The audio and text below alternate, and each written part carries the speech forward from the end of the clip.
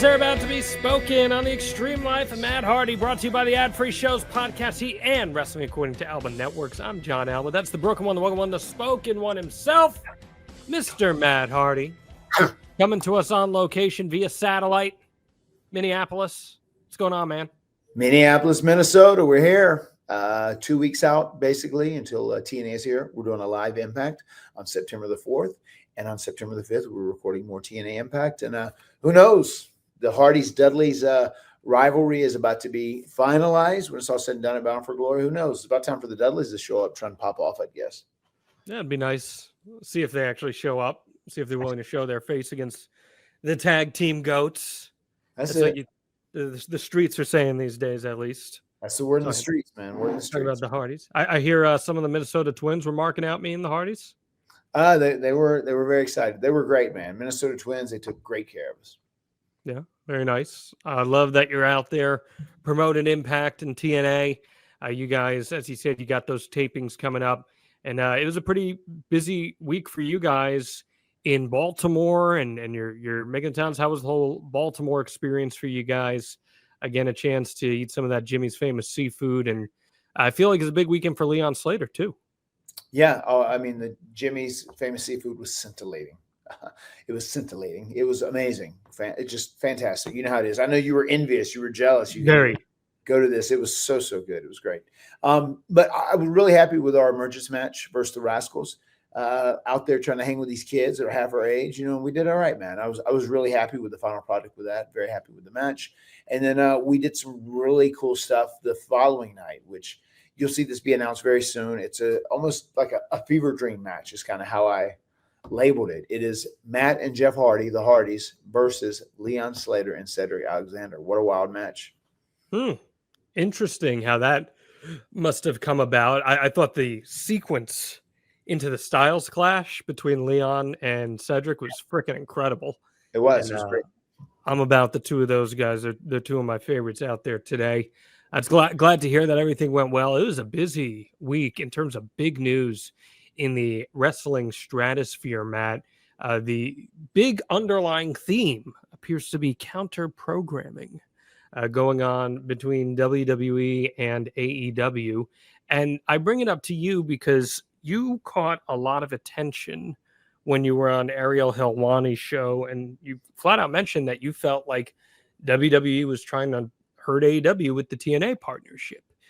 And we find out that they're going to be going head-to-head with AEW All Out, which is in Toronto in September. WWE is going to be having its inaugural WrestlePalooza premium live event that is expected to feature John Cena, Brock Lesnar, Cody Rhodes, Drew McIntyre. It's going to stream on ESPN as WWE is no longer going to be queuing up the cock. It's going to be moving everything over to ESPN starting in September. Lots to go off of there, Matt. But what do you think about the intensity that seems to be heating up a little bit here between WWE and AEW? Oh, I mean, I was asked that question. And whenever I try and speak on here, and I feel like I have a pretty good track record here on the Extreme Life of Matt Hardy, I just try and be fair. I try and be honest. I try and be transparent as possible. And, you know, Ariel had asked me, he's like, why do you think the TNA, you know, WWE partnership kind of came along? And I said, it could be because AEW exists. And, you know, that's specifically what I did say. And that's kind of the first thing that popped in my mind when it was all said and done. You know, AEW is obviously finding a lot of success. You have Tony Khan, his father, Shad Khan, which, you know, they have plenty of money, no doubt about it. And, you know, they aren't going to be going broke anytime soon. So, you know, it's a thing that it felt like to me, WWE more than anything else was trying to build TNA up to some degree, you know, to try and, you know, help make it a rival for AEW. I mean, that kind of feels like what part of this is about. And, you know, do they want to hurt them? Maybe. I guess it's perspective. I definitely think they look at AEW as something that is a competition, and they want to make sure that they stay as the number one pro wrestling promotion in all of the world.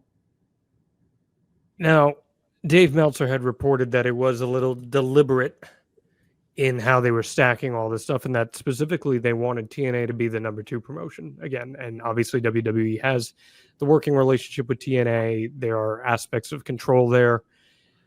I was able to report independently for SI that there have at least been conversations about the idea of TNA, should it land on a WWE associated network, moving head to head with AEW on Wednesdays. I know that's a decision that's way above your pay grade, but what do you think about the optic of that and the idea of that? I honestly, I don't see it happening, and I've asked several people about it, and maybe it wasn't a conversation at some point, but I haven't heard anything to suggest that is a conversation that's happened, and I've been trying to be on it for the last few days. So I don't know. I think TNA. I think TNA is going to stay on Thursday nights, regardless. That's its night.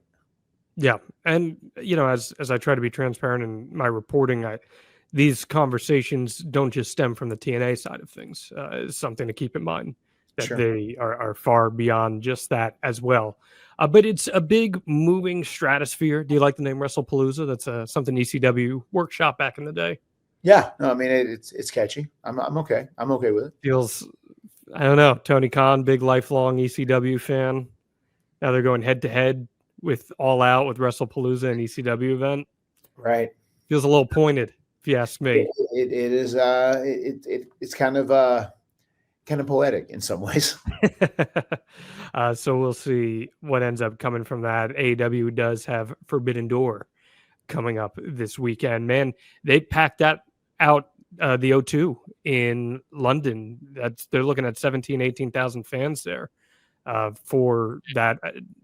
Being able to bring that product over to the UK. I mean, you've had a chance to go over to the UK so many times, especially with WWE. Is there a different type of appreciation for that fan base when they get a big show over there? Yeah, I mean, they get excited for it, no doubt, because they get so little in the big scheme of things, especially because they used to get so much back in the day. I feel like it's just more of a rare scenario to have a massive show over in Europe or in the UK. So yeah, they'll be excited and they'll come out with a lot of passion, no doubt. You guys as performers feed off of that? Oh yeah, I mean 100%. Anytime you're in front of a lively crowd, it makes the bumps hurt a lot less worse. It motivates you a lot more in the ring. It makes you want to be there and beating yourself up. Certainly so. Big news out of WWE, though, too. Naomi, the WWE Women's World Champion, announcing she's pregnant. The bloodline's continuing. Big Jim getting on top of that. And there's another baby on the way, a baby Uso. Congratulations to Naomi and Jimmy Uso. I'm very proud. Big Jim. Big Jim. Yeah. Yeah. I mean, what do you think about how the perception has changed a little bit? Like, I feel like back in the day, women in wrestling had to put aside their plans of becoming mothers, or they had to retire if they wanted to become mothers. And I feel like that's changed a little bit. I mean, it's changed greatly. Just once again, it just shows how pro wrestling is mirroring society in in a lot of ways. Just that women have a lot more rights, and also if they do make that choice to get pregnant, whether it's on purpose or not on purpose, they're honored, and they'll be able to leave, go away, have the child, and then they can come back at a later date, and like nothing has changed. Becky Lynch saying, "How dare the champion go get pregnant?" Right. A little ironic, if you ask me. By the way, speaking of the women, I had like 20 people ask me to ask you about this. Have you been paying any attention to what's been going on with Bayley? I have seen some of it about her having premonitions. She had a premonition. I'm interested. Are we getting broken Bayley? Seems like Bayley may be going a little broken here. What do you think about that? That's all right. I'm curious to see her rendition. Is there room in the broken universe for a broken Bayley? There may very well be. Interesting. I'm curious what vessels she may have possessed in the past. Yeah, I wonder how many vessels she's been in. We have an awesome episode ahead this week. Very excited. You've wanted to have this conversation for some time. It's an old buddy of yours, someone who was a big star in WWE about 20 years ago, had a nice run in TNA as well. Ken Anderson, Ken Kennedy, hopping on the Extreme Life of Matt Hardy. What can people expect from that conversation we got coming up in a few minutes here? I think you'll see that we're kindred spirits. We've been friends for quite a while now. We're a very like-minded individual and some good stories. I always enjoy Ken's versions of stories, man. They're always fun to listen to and always entertaining. Got some good perspective on his Money in the Bank run as well that you guys are going to hear in just a few minutes on the Extreme Life of Matt Hardy. But before we can get into that, you know what I got to ask, my friend? Please hit us with that Matt fact. Matt fact, Matt loathes driving behind log trucks. Some Final Destination stuff here. Yes, Final Destination stuff. So I was just behind a log truck before I was going to the airport for the TV tapings. I said, dude, this has got to be a Matt fact. Because when I was younger, when I was 16 or maybe 17, right when I first started driving, there was a point where I was about 3 or 4 cars back from a log truck and a log actually came off the truck. No. And a car dodged it and moved it. But I was like, holy shit, it was terrifying. I was there to see it all. Oh my God. There wasn't a big wreck or disaster. And considering that is Final Destination stuff that I'd seen before, and that was one time in real life that I saw that did happen. A small log came out and slid out of the truck. It's like, wow, these things can be dangerous. And I'm always paranoid if I'm behind those things. And I was behind this log truck for maybe half a mile on a back road. And I just stayed way behind it. And I was so happy whenever it turned left. I actually recorded the video whenever it turned at the stop sign. So I'll probably post it with this Matt fact. That is some traumatizing shit. That's something that's kind of, that's a core memory that I have from back in the day. I remember up in Maine, because Maine's such a big lumber state. Yes. I'd be driving to from Bangor to say Bar Harbor, Harbor, as they say up there. Yes. And that's like a 1-lane road. Right. And you get stuck behind one of those log trucks. There's nowhere for you to go. You are there, or you're going into the water. Right. And Creepy. I was terrified. That's crazy that you saw that happen in person. That's nuts. I'm glad no one was hurt by it, it sounds like, but holy shit. And that's where my mind goes whenever I see those trucks, that Final Destination scene. Ladies and gentlemen, at this time, I would like to introduce to you someone who is very special, someone who I've been friends with for quite a long time. He's gone by a couple of names. You may have heard him as Mr. Kennedy. Or you may know him as Mr. Ken Anderson. And he is here joining us today on the Extreme Life of Matt Hardy. Awesome. Not a bad day. Not a bad day. Impeccable. You got to announce me. Yeah. Very intimate setting you guys got back there.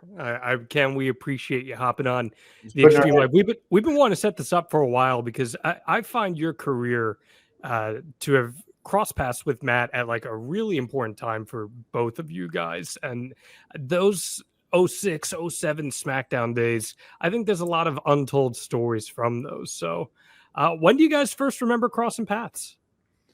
The first time I remember officially meeting Ken was when he was booked to do WWE extra work. Yeah. And I remember he was there, and I remember watching one of his matches thinking wow, this guy's got a bunch of potential. I could see something happening with him. That's the first time I remember, I think. Yeah, I think that was Cleveland, actually. I want to say that was the night that the buyout occurred. Oh, I was there when. When we bought WCW. Yeah. And that happened. Oh, what a horrific night that was. But the thing is Matt was always so cool and not just to me, but to everybody. Anybody that was coming up doing extra work, he always took the time to, check in on him, make sure, because he remembered when he was an extra and knows, your heart is hammering out of your chest. You're so nervous. So. And it was because, Jeff and I, we came up that route and we did that. And there was a big stigma when we were coming up, right? Usually guys don't make it, get the opportunity. And that kind of changed over time. And I'd like to think just a jobber too. Yeah. That maybe we were a part of that too, that guys could break through and they could end up getting a job and making something of themselves. But I do know it was funny. There was one guy used to say, hey brother, I got to tell you, you got to start zobbing. You got to stop zobbing. And he said, if you keep zobbing, you're just going to be labeled a zobber forever. So stop zobbing. That was his terminology. That was in the 90s. Yeah. Mike Cavanaugh was his name. Well, there you go. But yeah, I remember thinking Ken, cool guy. Seems like he has a ton of potential. I hope some good works out for him, and ultimately something good did work out for you. Yeah, And then I don't recall exactly when we started, but it was fairly early that we started riding together. Yeah. In my Smackdown, once I got to Smackdown, it was like, you know, hey, who are you riding with next week? And you weren't riding with anybody, and so we just like linked up that way. And then Shane jumped in with us. Yeah. Click, click, boom. Click, click, boom. Yeah, that was a car for a while. That lasted for a pretty long time, traveling on the road. Myself, Ken, and Shane Helms. Yeah. How quickly do you guys learn about each other in a situation like that? Because Ken, I mean, you came up with so much hype around you. You were put in a pretty prominent position right out of the gate. I'd love to hear each of your perspectives on that. I think it was right away. Yeah. Because, I mean, and the thing is and I say this all the time, we see each other more than our families. Especially then. You know, we were 4 to 5 days on, you know, maybe a day and a half, 2 days off. And you're riding, you know, you got 3-hour car rides 4 nights a week. Yeah, doing three house shows every single night, you know, and then at least one TV, sometimes 2 TVs. That's a lot of time to get to know each other and to, you know, figure out each other's backstories, whether or not we like each other and we want to make right. You usually figure it out pretty quickly. Yeah. You know, like, I don't want to do this again. There was, man. This is a great story here, man. We should hit this one too right off the jump. Like, I remember. Do you know what story I'm even going to lean into right now? I remember there was a point where, so when Chris Benoit was around, he like kind of took Ken under his wing too. He's like, you know, come, I'm gonna work with you. I'm gonna train you and help you out. And he would be doing all these calisthenics, right? I know Ken and a couple of the guys would be over there doing squat, you know, and they'd be doing all their exercises, warming up. And Benoit did that, and he took a lot of pride, almost like it was a dojo, right, in Japan. And then Ken had told me, we had rode together for a little while, but now Benoit was there. Benoit's like, no, you ride with me. You ride with me. And he said, hey, man, like I'm not with Chris this weekend because he is not booked or something happened. He had to take off. And I said, you want to ride together? I said, yeah, that sounds great. And I think at this time you were getting a car maybe even, but I'm not sure. I think I hadn't even landed yet. I was in the air. Yeah. And then it turns out he said, oh, well, there was a change of plans. Chris is back on the shows now. So it was myself and Ken and Chris. And do you remember the conversation we had? I want to say we were leaving San Diego and we were driving to Bakersfield, if I'm not mistaken, if memory serves me correct. That sounds right. Well, he's got a memory like an elephant. Like seriously, like anytime hey, we had such and such a match on. Do you remember that? Yeah, it was May 14th. I don't know when that good with dates, man. We were doing that deal where we were driving, and I'll never forget. It was Ken was driving. He was the young guy in the car, right? I'm sitting shotgun, and then Benoit's in the back, relaxing, the old vet. And we're driving, and we're approaching Bakersfield, where we got to go, and it's probably a 3-hour drive, maybe 3 and change. And we're starting to get towards Bakersfield, and Ken was like, we had an early morning. It was because it was a late night, so we weren't going to get a ton of sleep, whatever. And then we started driving, and we were going to stay in a hotel. And I'll never forget, Chris Benoit said, you know, you're going to grab a hotel. What kind of hotel do you want to get, Ken? Do you know that story? No, this is the way that I remember it is I pulled into like a Super 8, and I went in to check the rate.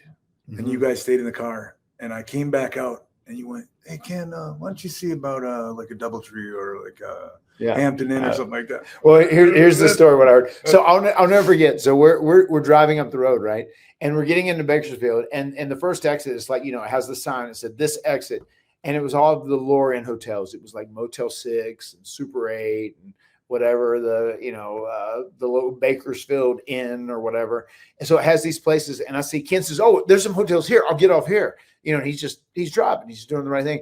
And then Benoit in the back kind of perks up, and he's like, look at this sign, and he's going. Like he doesn't like the hotels. He doesn't like those emblems he's seeing on the sign. And then he goes down there, and like there was something in town. Everything was sold out that night. I don't know if you remember that or not. There were so many things that were sold out. And then we get to this place. It's a Super 8. And Ken says, hey, guys, just stay in the car. I'll run in and see if there's availability. And then he goes in there, and he's going to check, whatever, and it takes a few minutes. And Chris Benoit looks at me and says, Matt, what type of hotels do you like to stay in? I said, I'm kind of a middle of the road guy. I said, I like, a nicer hotel. I didn't have to be extravagant. I said, like a Hampton or a Fairfield, or, I'm down if we got a good deal with a Marriott, Hilton, whatever it may be. And I'm just coming on the road relative. I'm not making money. He's not making money. He wants to stay somewhere cheaper, right? Yeah, of course. And then I want to heal a room too. That was. And then I asked Chris. I go, Chris, what type of hotels do you like? And before I could even finish the whole sentence, he said, Hilton, Marriott, DoubleTree.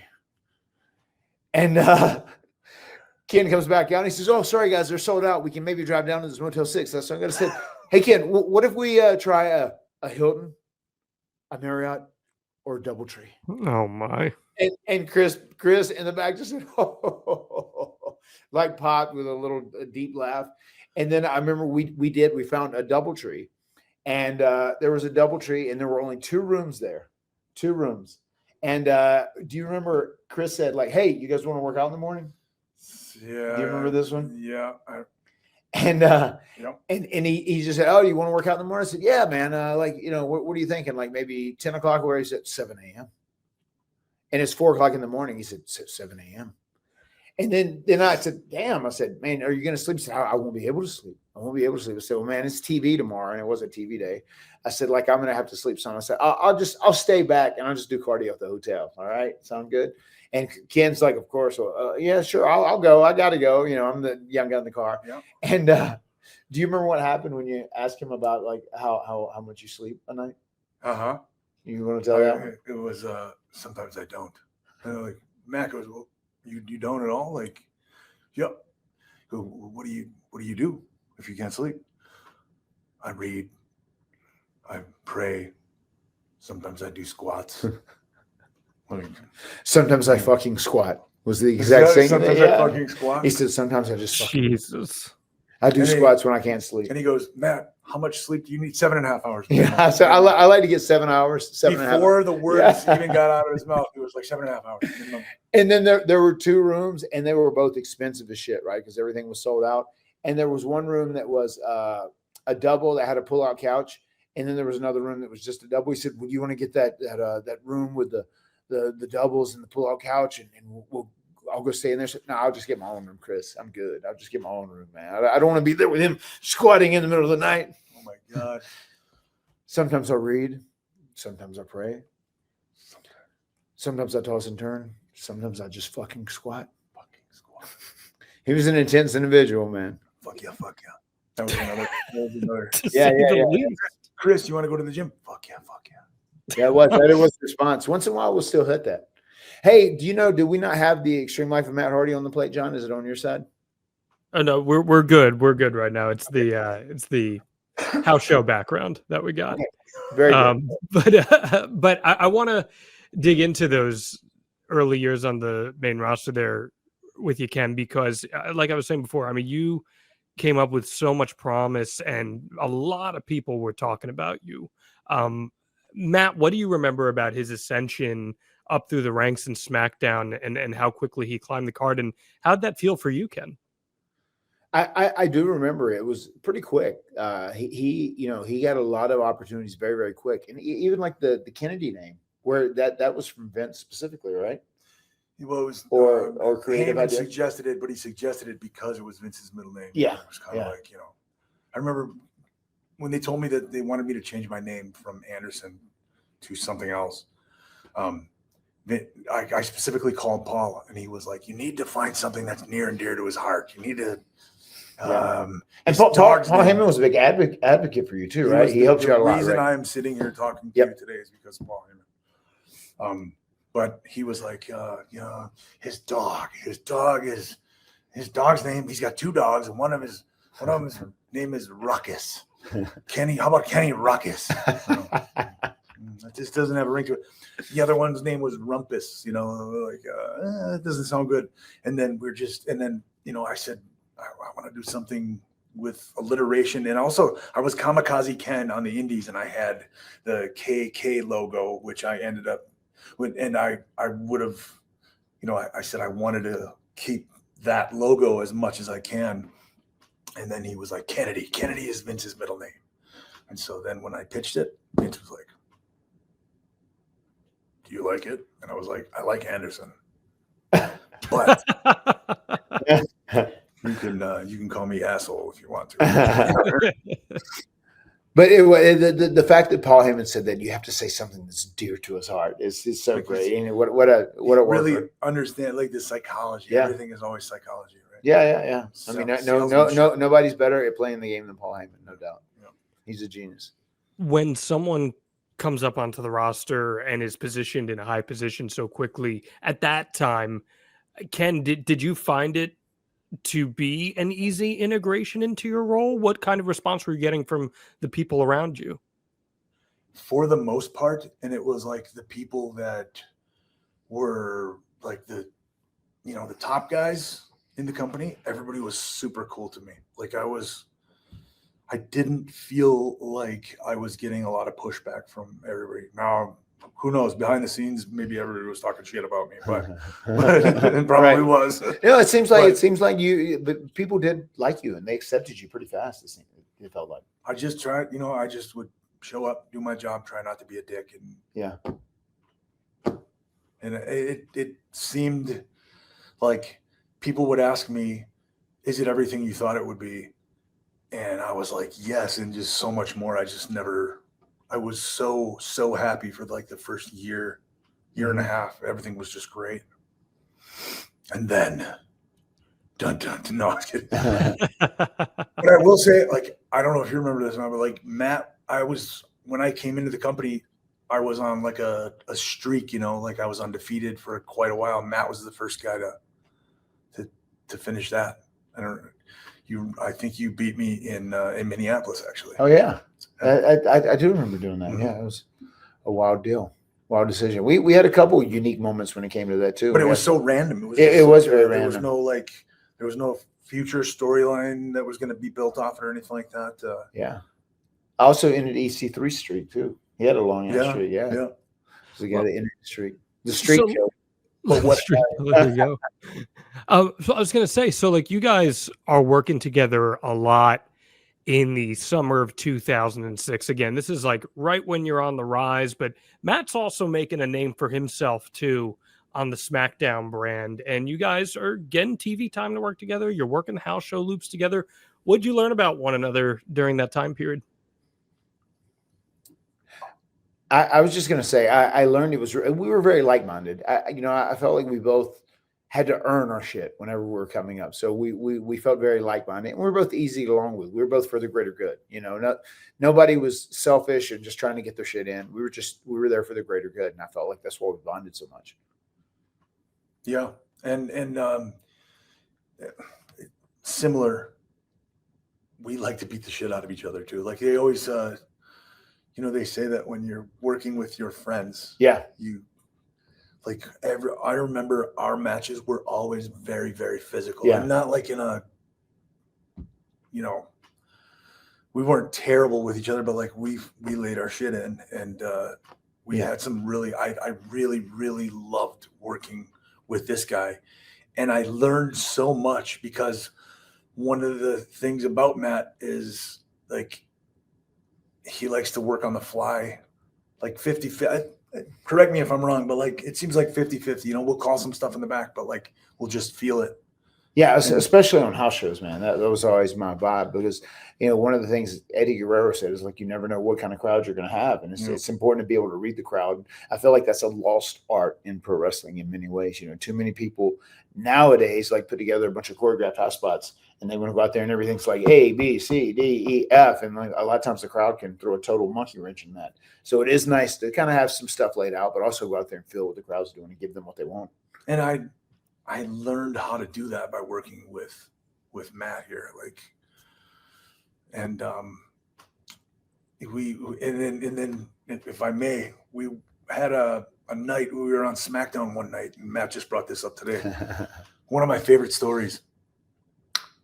I'm working a local guy. No, Matt's working Psychosis in the opener, I want to say. Yep. I'm working a local guy in the second, the match right after that. And they were both going to be like 4 or 5 minute matches, both super quick matches, just enhancement for the two of us. Both of us get a strong win. Which, I don't know about you, but like in my case, I spent 3 hours putting that match together with, with this guy, with this local guy, because we want to make sure that it's done well. and I'm in gorilla position. Segment 1 is in the so segment 1. Now I'm sorry. Segment 1 was King Booker. Yeah.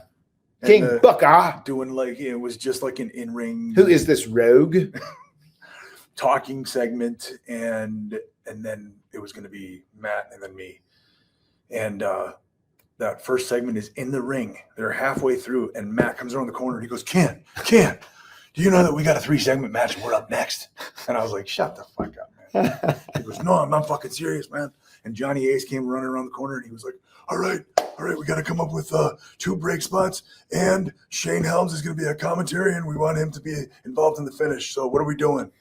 And just like that, we had 5 minutes to put together those 2 break spots. Because whenever you go into commercial break, they want some like break in the action so that they can call like, we'll be right back. And honestly, we had like 22, 24 minutes. We had some time. Yeah. And what was the story? Like Vince apparently, and then here's the funny thing about Vince is like, he'll see it 17 times during the day. He checked off on that thing like 17 times during the day. Yep. This is good. Sat down in gorilla position and went, what the fuck is this? Kennedy versus the local guy? Yeah. Matt Hardy versus Psychosis? No. Damn it. This is shit. Who wrote this shit? Who signed off on this? Give Kennedy and Hardy 21 minutes and tell them to tear the fucking house down. Yeah. That is what he said. Give them 22 minutes, tell them to tear the fucking house down. And I want to say too, that was when you were Money in the Bank too, right? Was that the match where? Do you remember who went over in the match? Probably him. I think it's the one where he may have found out that Taker had just been hurt and was going to have to. Was it this one? No, it was not this one. No, okay. No, because there was the one that we had, which is one of my favorites ever, where we had this big. That one we spent the whole day mapping it out. Where I'm crawling for my briefcase. Yeah, and I drop kick it. The briefcase right, frame. Like, that wasn't that one though. So Cage Match suggests to me that the match would have been either May 1st, 2007, which was 15 minutes, 40 seconds in Alabama, March 13th, 2007, which was 14 minutes in Jersey.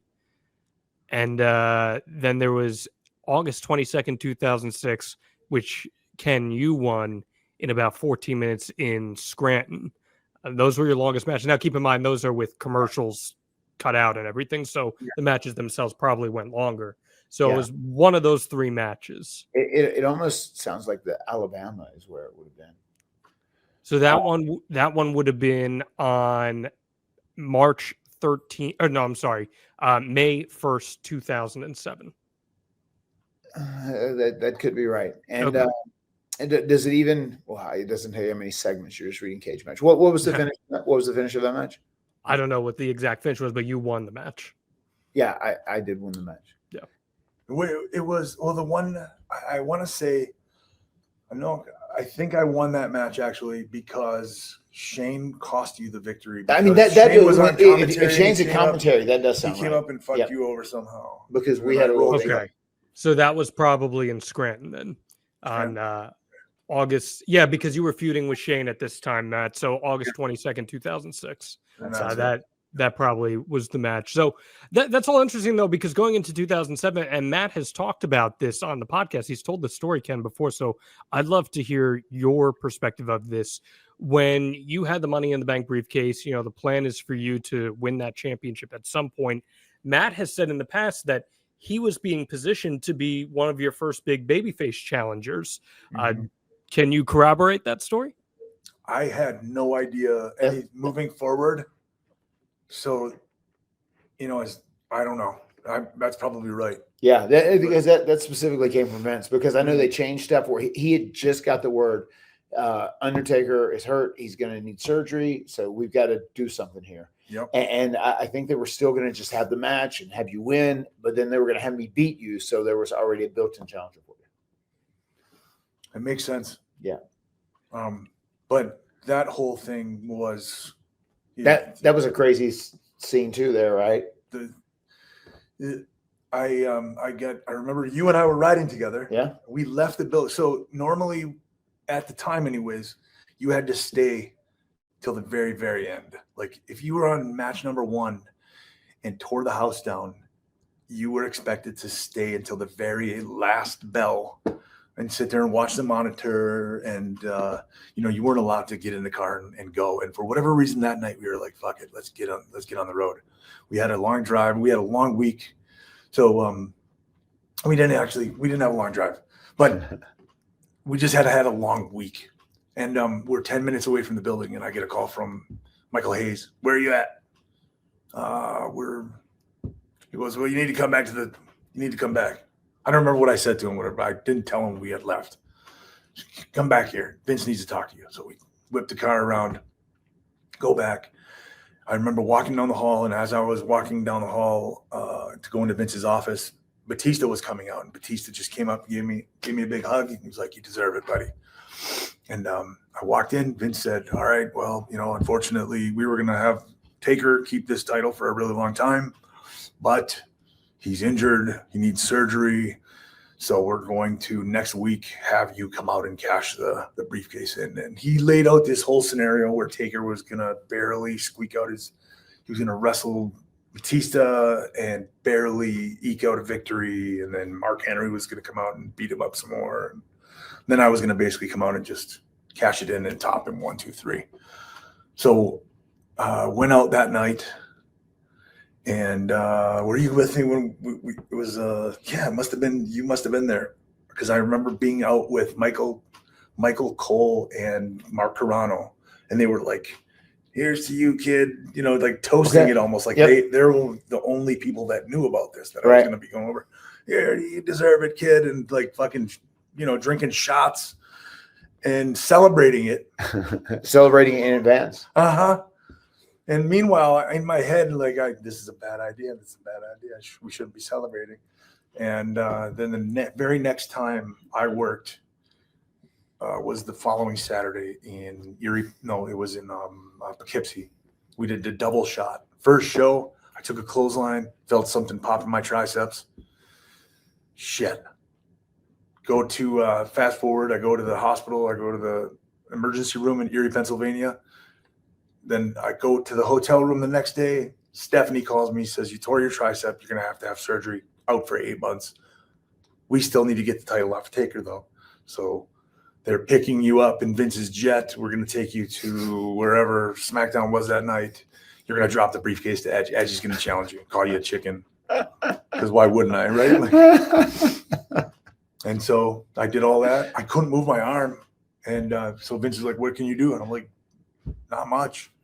And so he jumped me when I came through the curtain. He jumped me, beat me up all the way to the ramp, rolled me in, spear, 1, 2, 3. Fast forward, the next day I go to Birmingham. I'm sitting on Dr. Andrews' desk or his table, and he was like literally going like, yeah, that's not a tear. That's not a tear. I went, excuse me? No, that's not a tear. And it turned out it was just like a large hematoma. It was just a bunch of broken blood vessels. So, the craziest and worst luck. Gentlemen, enter the room dick first. Blue Chew isn't just a tablet. It's a cheat code for your crotch. Stronger, harder, longer lasting. Like someone gave your downstairs a little pep talk and maybe even a gym membership as well. Blue Chew is the original brand offering chewable tablets for better sex. And you may be saying to yourself, I'm too young for Blue Chew. I'm too old for Blue Chew. But I assure you, no matter how old you are, Blue Chew is just right for you. Take Matt Hardy, for example. He's on the road all the time, so you know that when he comes home, well, that's not the only thing coming if you're picking up what I'm putting down. See, guys, this isn't just about performance. This is about legacy or even your third legacy. Give her group chat something to talk about. When you lay it down, they're talking about how it gets up. Nothing makes you more of a legend than a little Blue Chew. Discover your options at BlueChew.com. And we got a special deal for our listeners. As always, you can get your first month of Blue Chew free. Just use promo code HARDY at checkout and pay $5 for shipping. That's it. Join Blue Chew's mission to upgrade humanity one thrust at a time. Head to BlueChew.com for details and safety information, and we thank Blue Chew for sponsoring the extreme life of Matt Hardy. I mean, Matt, how'd that make like you and your peers feel when you see something like that happen? It's frustrating, you know. Yes. Yes, maybe I'll get my chance. Maybe Edge will get hurt next, and I can take him out. It's just the crazy world of pro wrestling, man. Especially in in those days, man. Just where a guy. It's so funny even when you think about, oh, you got a torn tricep. Well, we need you to fly here and wrestle Edge and drop the title. Yep. You know what I mean? It's just everything is so crazy. Just this whole waterfall of injuries happening. Taker gets hurt, so now you're gonna win the Money in the Bank, and I beat you, so there's a built-in challenger already. But then you get hurt, and then Edge has to beat you. It was just so chaotic, man. It's upsetting. You want to see your friends do well, but it's kind of the nature of the beast, man. Pro wrestling is a hell of a living, man. A hell of a living. It is. It is. And what I've always found so great is that Matt loves talking about the art to teach people, and that's something that you've really done a lot of too yourself. What type of fulfillment do you get in trying to pass down your knowledge and help shape and craft the next generation of talent? There's certain things that I love the business, and there were certain things that I hated about the business. And instead of complaining about it and whining about it, like I'm able to just like go and do something about it. And I feel like I'm training my students the way that I wish that I would have been able to come up. Right. And giving them as much. There was a lot of spinning my wheels and a lot of wasted movement over 6 years as I was trying to figure out like how do I get, because that was always the goal for me, was always to get to WWE. Some people just want to do this on the weekends and hang out with their buddies, so I was like WWE or bust. And so it was always what are they looking for? And I remember asking Dr. Tom, like, what are you guys looking for? What do I need to do? And he goes, Ken, if we could tell you, if we could, we would bottle it and sell it, but we don't know. What a great line. But we know when we see it. So just keep working and keep hustling. And it's when I see my students, when those little, and it ranges from like small light bulb moments to like huge breakthroughs. It's so rewarding to me to see my kids, so to speak, start to get it, and then have those experiences, those firsts of the extra work and going working for a big company. You feel that way with Dante and Darius? Yeah, absolutely. Yeah, absolutely. I'm so proud of those guys. And, also, and Julia Hart. Julia Hart was one of our students. Oh, she was also a student. Yeah. And Tiffany, the girl, right? Mm-hmm. We just met her recently when I was at the SummerSlam weekend. She came up with her shoot name, brother. I said, how are you? Good to see you. But yes. I mean, that's a pretty tremendous track record right there of just some of the names you rattled off, and obviously Tiffany Strand there right out of the gate. Matt, what do you think, knowing Ken as well as you do, about his methodology and his ring work makes him a good teacher? I mean, I think he's been around enough, he's been experienced enough, he's seen enough, and he's been fucked over enough. And you know what I mean? He's seen a complete picture of pro wrestling. He's been involved in the good and the bad, and that sucks in some ways, but it also makes you a much more complete. It gives you a much more complete understanding of how the business is, and then you can take those guys and try and mold them in a way that does not forge that type of conduct or that behavior going forward, right? Yep. I love that. I love that. I think Ken is one of the true underrated gems of that era of wrestling. And you do a hell of a Sting cosplay too. The Surfer Sting segment, you and TNA. I don't know why I always think back on that. I was like, damn, that was so much fun. And because when I was coming up, I remember specifically Road Dogg. I went to do extra work for TNA, and he was like, "You remind me of a young Sting." And then I would get that fairly regularly.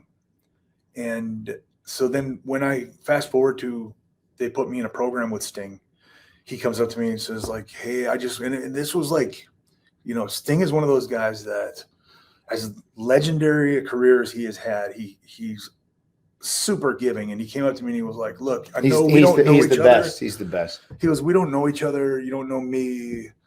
But I just want you to know that I don't want you to be worried about if you have an idea. I don't care how crazy it is. Like, pitch it. Like, I'm down to, I want to do something. I want to have fun. And I was like, well, what if I, if I dressed up like you, and, people would often say that I reminded them of you. And he was like, I have all my old gear. So you can actually, I can see if it fits you. And it was like big on me, but not like, but it was good enough. And one of the coolest things, I'm a wrestling fan. The boys, we're wrestling fans. Yeah. We're the biggest wrestling fans. I always say, like, I'm such a fan that I decided to shave my legs and wear tights and baby oil.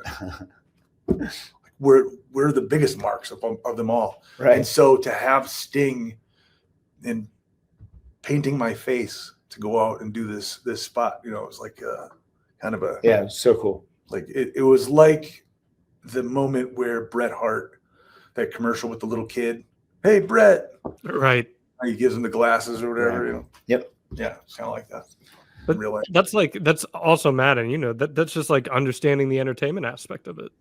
Yeah, I mean, absolutely. And Sting really is very giving, as you said that. Even there was a point where we were working with the AEW and we had this big street fight. It was myself and Jeff and Darby and Sting versus Private Party and Butcher and Blade. And Darby said, hey, I was like looking around and I found a good ledge Jeff Mike could jump off of. It's how about the merch area? There's a ledge up there if you want to do a swanton through a couple tables and whatever. And he'd already planned this out. And I remember all four of us walk out there, right? The four baby faces and myself, Darby and it's myself, Jeff, Darby, and Sting. And we're sitting there and Darby said, yeah, what do you think? You swanton off that? Jeff said, yeah, I'm sure I could. He said, I mean, Darby's like, I'll do it if you don't want to, or whatever. And then Jeff said, nah, man, I think I'm cool with it. I think I can have balance up there. And he's kind of trying to manifest it and create it in his mind. You can see Jeff's wheels turning. Yeah. And then I remember we're sitting there and Sting looked at me and he said, Matt, do you want to jump up there? Do you want to jump up there? And I said, no, I mean, if Jeff wants to, I'm certainly not going to deprive him of that, that jumping off a perch. And then Jeff said, oh, he said, do you want to do something? And then he said, Jeff, do you not want to do it? He said, because I'll jump up there. I'll jump off. You just want me to jump? I'll do it. I'll jump. He just like volunteered to throw himself out there, but he was being serious, which is so funny. At 65 years old, he's a senior citizen. That's crazy. Senior citizen, ready to do a senior citizen jump. Well, you know what? Maybe we'll be seeing that from Ken Anderson or Matt Hardy at some point. It's not impossible, which I think is the coolest thing about wrestling these days. I've really enjoyed this conversation, Matt. Anything else on your mind? No, I mean, I was just going to say today, it was very cool as we are currently in Minnesota and in the Twin Cities, and we are promoting the TNA Impact events that are coming up here on September 4th and 5th. Ken actually set up an event at his school today, and he had a ton of students there, and there were some of their families with them, and there were different people. But we went out and we did a big Q&A, and it was well received, man. The place was packed out, and it was very cool to get to see his home base of where he trains people and just the whole environment and the way he took charge and was like running the show and everything else. And heading up the Q&A, we're calling it on the fly. It really was one of those things. Like, I'll see you out there, brother. Yeah. I literally had no idea. We were just like, we'll figure it out. We do. Yeah. And it was good though. It was a lot of fun. So it's great that he's here and he's found something. Are you happy being a trainer? I love it. It does bring you happy. I mean, that's great. That's probably one of the most important things in life. And whatever you're doing is something that fulfills you and makes you happy.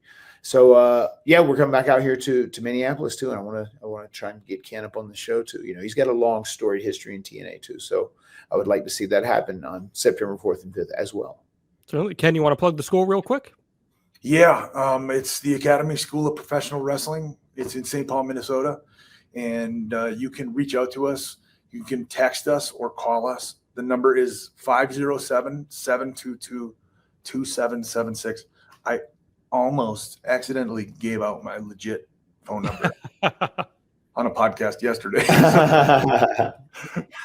But it's 507-722-2776. You can go to the academysopw.com. We're all over social media, Instagram, Twitter, my Facebook. And I really I want to help people get into the business. And I've gone so far as to, like, I'll have people reach out to me from, say, Texas. And like, I really want to get into the business, but I can't move to Minnesota. Can you help me? Absolutely, I can help you. Like, you know, I can point them in the right direction of Funaki's got a school down in San Antonio, and Booker T's got a hell of a school in Houston. And I saw that, like, little smirk. We got some good Booker T stories too. Yeah. No, I was just gonna say you were there for. I think this is one of John's favorite stories too. These in-house rats, In-house, everywhere. everywhere. he was there. We're both there. Yeah. In-house. Hey, are we on a time? No, please, by all means. I want, like, do you remember my birthday with Taker? I do a little bit. Yeah. So Matt, for whatever reason, refresh my memory though. it ended up just me, Matt, and Taker going out to a little dive bar. Yes, I do remember. And Taker looked over at the bartender at one point. It was like completely empty, and we're sitting off on a side table, and it was just the three of us, me, you, and Taker. yeah. And he goes, hey, "Can I see your bottle of Jack?" And the guy pulls it up, and it's like probably a third full, maybe a little more. Yeah, that'll be good. Just divvy that up into shot glasses and bring it over to the table, please. And so here he comes with this giant tray of, and the next thing I remember, so I had an early morning flight the following morning.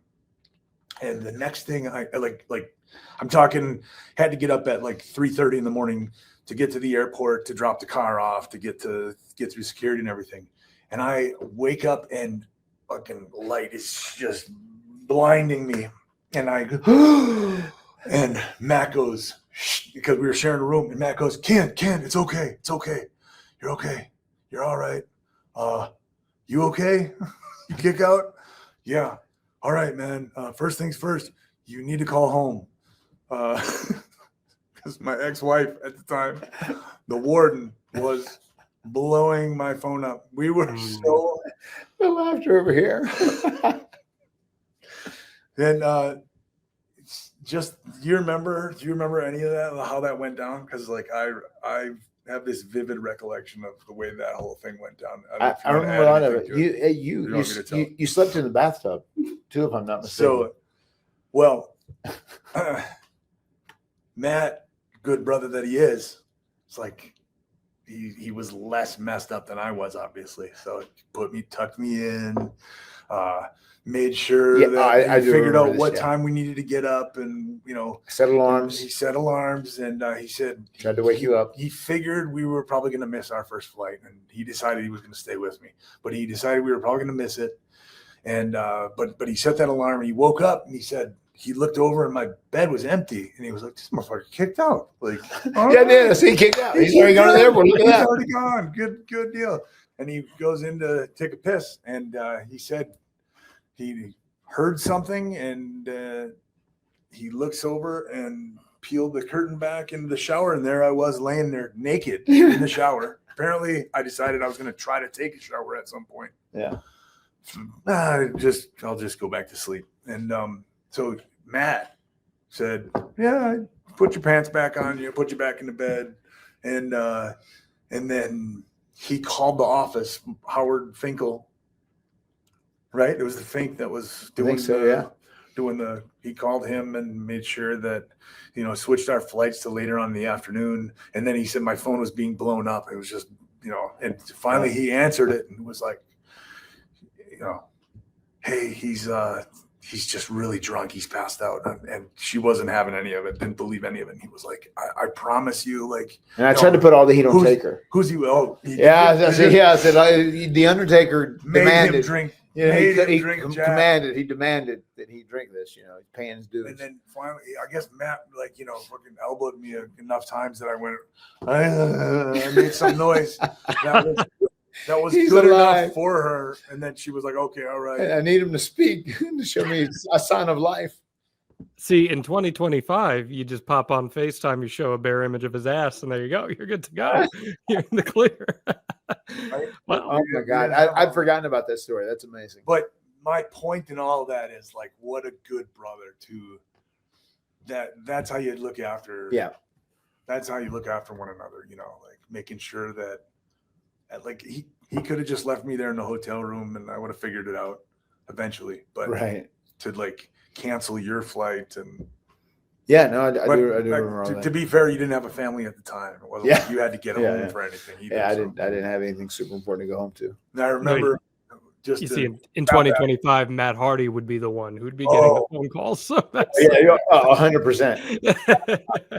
To cap that all off, I remember my ex-wife, who's my ex-wife now, but she said, you know, it's interesting that you're never late going to work, but you're oftentimes late coming home, or like you always miss your flights coming home. So anyway, dum. There you have it. Like pro wrestler in 2007.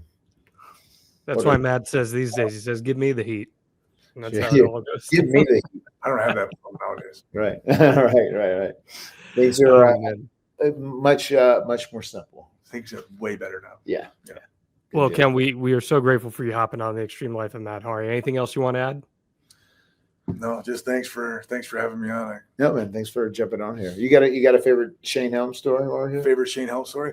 So the first time he rode with us, the first time. So as I said, it was just Matt and I for a while, and then Shane got drafted over from Raw, and now,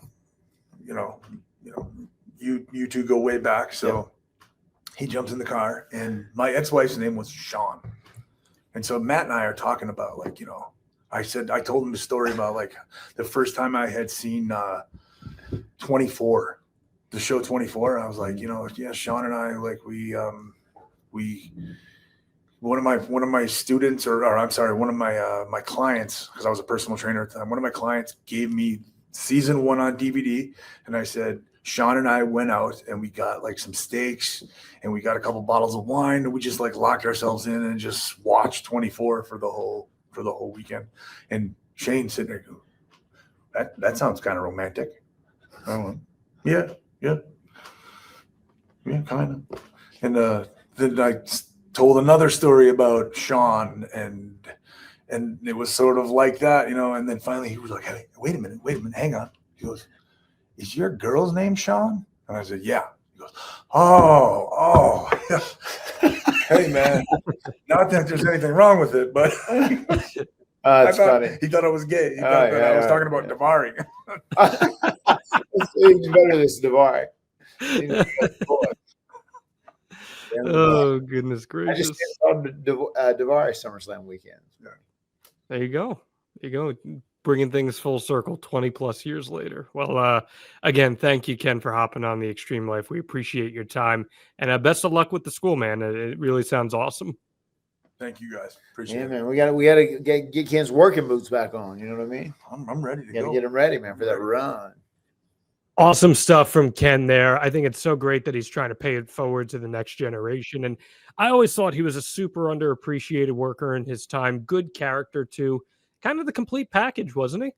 He was a ton of potential, man. And it's a shame he did not become the world champion when everything pointed to him becoming the world champion. He had people that believed in him. He had people that supported him. And I would have loved to have seen that happen. But that, once again, is the crazy and insane world of pro wrestling. I was told we missed a quick story about traveling with Shane Helms. Yeah. There was a time where we were traveling with Shane Helms, and we were in a car that did not have any air conditioning. And all of a sudden, as we were driving, we'd had the windows down, whatever else. We ended up looking back behind us, and Shane Helms was back there in just his undies, man. He was just letting it all hang out, He didn't care, man. He didn't give a shit. We're driving 300 miles town to town. He was back there just in his undies, chilling.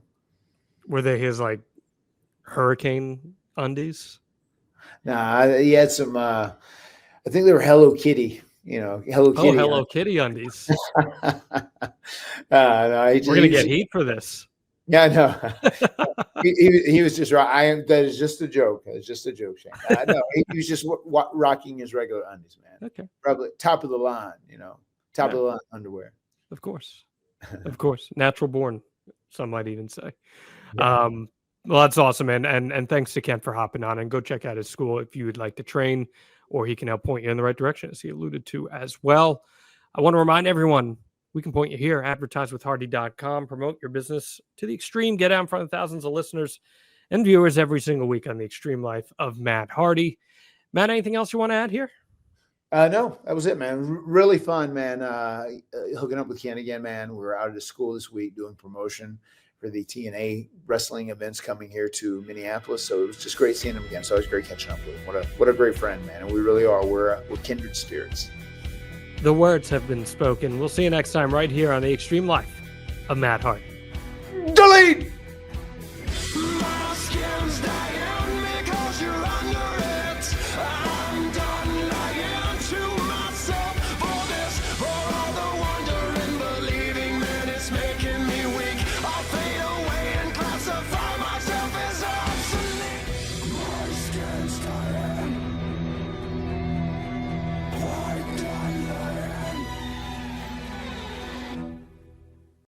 We're talking about how to save money with SaveWithConrad.com. All right, folks, take a look at this chart right here. What we're seeing is that the percentage of disposable income that's really just going for debt service here in America is like 11.28%. It's been climbing ever since the pandemic. And what that means is folks are spending a lot of the money they earn today to pay for bills they ran up way back when. Is that you? Are you carrying credit card balances right now? Well, I want to encourage you, stop taking out new debt at really crazy high interest rates. And instead, let's start using some of that equity in your house. Someone who did exactly that was my man, Justin. He's an auto sales manager there in Knoxville, Tennessee. He was looking to do a little home remodeling, and he kind of liked the idea of getting rid of some debt. Well, check out these before and after photos. Justin actually used the equity in his house to turn his home into his dream home. Yeah, and on top of that, we paid off all of his debt, and he even got to skip 2 house payments. Like right now, if you haven't already, you don't have to make your July or your August payment. You're done until September 1st. And come September 1st, you can be saving a boatload of cash. Just ask Justin. He upgraded his house. He got rid of his credit card debt, and he's going to save $1,000 a month. How do you make your house nicer and get rid of your credit card debt and save money? It's easy. You go to SaveWithConrad.com. You let my team run the numbers for you for free, just like we did for Justin. By the way, there's no cost, there's no obligation, and if we can't help you save some cash, we won't waste your time. So what are you waiting for? It costs nothing to look. And by the way, if you've been looking to see what rates are doing, let me put your peace of mind in play here. We've got a year 3 guarantee here at SaveWithConrad.com. All the experts seem to agree that interest rates are going to improve over the next few years. Well, I don't want you to miss out on that. So here's an opportunity for you to go ahead and start saving as much money as possible right now, but not waste money later. When interest rates improve, we'll throw you another refi without charging you a whole new set of lender fees. So you're going to save on closing costs later, but you'll start saving money today at SaveWithConrad.com. NMLS number 2129, equal housing lender. And again, you don't need perfect credit. So even if you've had some troubles in the past, you need a plan. We want to be your mortgage advisor for life. Give me a shout at SaveWithConrad.com.